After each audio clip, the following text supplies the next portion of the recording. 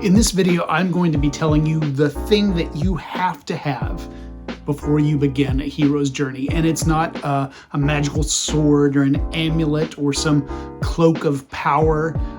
Instead, it's something Joseph Campbell referred to as a sacred space, or sometimes a bliss station. And so later on this video, I'm going to play some of what Campbell had to say about the concept.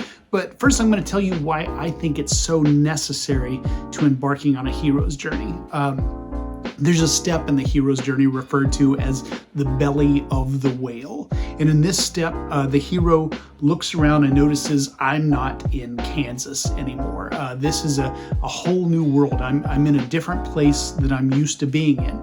And it takes its name from the story of Jonah and the whale from the Old Testament. And in this story, Jonah he's on a hero's journey. He has just refused the call to adventure. God wanted him to go preach to some people, and he said, no, I'm not doing that. So he ran. He ends up on a boat and gets thrown over the boat and gets swallowed by a whale. And so this whale, the belly of the whale, kind of encompasses the whole lower half of the hero's journey in a way. It becomes the kiln where the hero is, fire is put to him, and he goes through changes and becomes a hero, basically. And if you're into, and I don't assume you are, if you're into Christian symbology or Old Testament versus New Testament symbology, the belly of the whale kind of prefigures the Christ figure going into the tomb. Jesus is killed, he goes in the tomb, and then he emerges 3 days later as this transfigured being.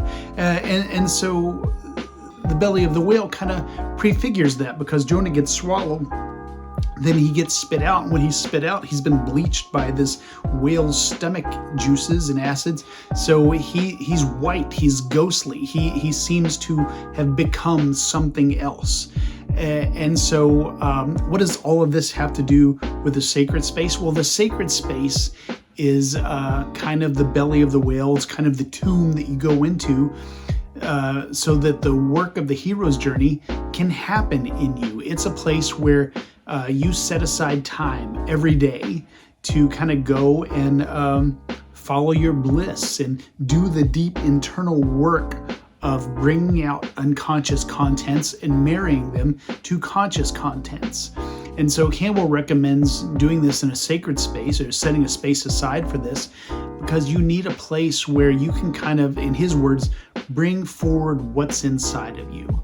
And to do that effectively, you have to kind of have a place that's peaceful and set aside for you, even if it's not geographic, a time. You have to have a time where you're like, okay, during this period of time, I'm not going to think about the outside world. I'm not going to think about my bills or what's going on in politics or what this person said to me. Instead, I'm going to focus on my internal self and what wants to come out. And so if you do art, this is the place where you go to create that art. If you meditate, this may be the place you go to meditate or to pray or whatever you do. It's the place where you do the deep internal work.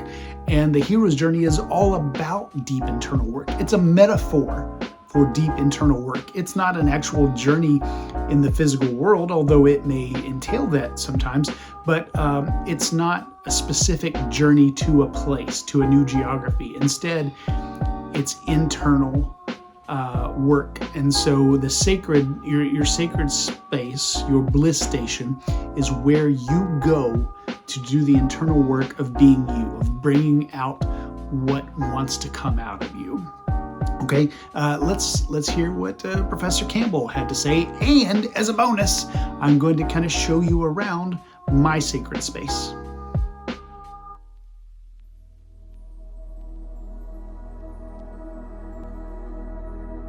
What does it mean to have a sacred place? This is a term I like to use now as an absolute necessity for anybody today. You must have a room or a certain hour a day or so where you do not know what was in the newspapers that morning. You don't know who your friends are. You don't know what you owe to anybody. You don't know what anybody owes to you. But a place where you can simply experience and bring forth what you are and what you might be. This is the place of creative incubation. And first you may find that nothing's happening there. But if you have a sacred place and use it and take advantage of it, something will happen. I don't know whether you've had the experience I've had, but as you get older, the claims of the environment upon you are so great that you hardly know where the hell you are. What is it you intended? You're always doing something that is required of you.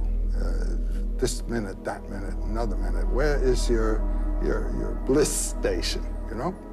Try to find it. Get a phonograph and put on the records, the music that you really love. As you get older, the claims of the environment upon you are so great that you hardly know where the hell you are. What is it you intended? You're always doing something that is required of you. This minute, that minute, another minute. Where is your bliss station, you know?